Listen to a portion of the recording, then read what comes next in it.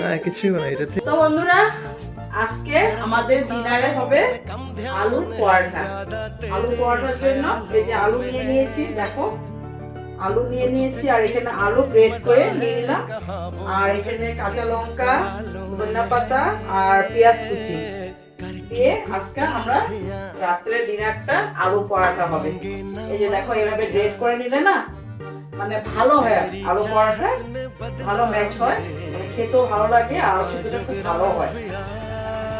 আজকে ডিনারে সেটাই হবে আর কি। দেখো এগুলো করে নিচ্ছি আর একটা করে নেব। তো এদিকে আলুগুলা একটু তেলে নিয়েছি, তেলে নিলাম আলু, আর এদিকে আটাগুলো গুঁড়ো করে নিয়েছি। এখন এটা খালি ঢুকাবো, ঢুকিয়ে বেলে বানিয়ে নেব। তাহলে চলো আলু পরোটা বানিয়ে এখন সবাই মিলে আমরা খেতে বসে পড়েছি। কিরকম আলু পরোটা? কিরকম হয়েছে